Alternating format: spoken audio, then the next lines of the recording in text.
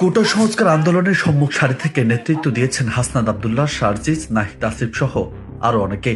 আন্দোলন পরবর্তী সময়ে সরকারের উপদেষ্টা পদে নাহিদ আসিফ স্থান পেলেও এখনো মাঠে থেকে নানা বিষয়ে আন্দোলন করছেন হাসনাত আব্দুল্লাহ। তবে সম্প্রতি সামাজিক যোগাযোগ মাধ্যমে হাসনাত আব্দুল্লাহকে নিয়ে নিয়োগ বাণিজ্য, পদায়ন, বদলি এবং নানাবিধ আর্থিক দুর্নীতির আলোচনা উঠেছে।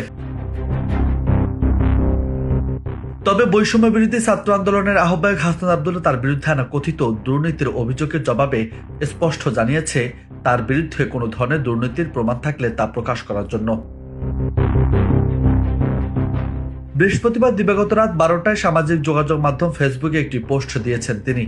সেখানে তিনি লিখেছেন, কিছু ব্যক্তি সামাজিক যোগাযোগ মাধ্যমে আমার বিরুদ্ধে নিয়োগ বাণিজ্য, পদায়ন, বদলি এবং নানাবিধ আর্থিক দুর্নীতির কথিত অভিযোগ তুলেছেন, কিন্তু দুঃখজনক বিষয় হলো এসব দাবির পক্ষে একটা প্রমাণও তারা উপস্থাপন করতে পারেননি।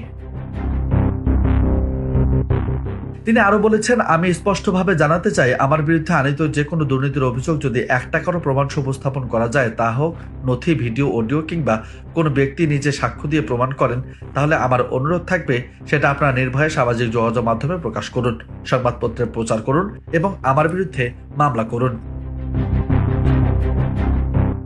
হাসনাত এই বিষয়টিকে আরো সুস্পষ্ট করতে বলেন, ওপেন চ্যালেঞ্জ ঘোষণা করছি, প্রমাণের ভিত্তিতে কোনো অভিযোগ প্রমাণিত হলে সেটা যদি 1 টাকার দুর্নীতিও হয় তাহলে আমি সর্বোচ্চ দায় স্বীকার করতে প্রস্তুত।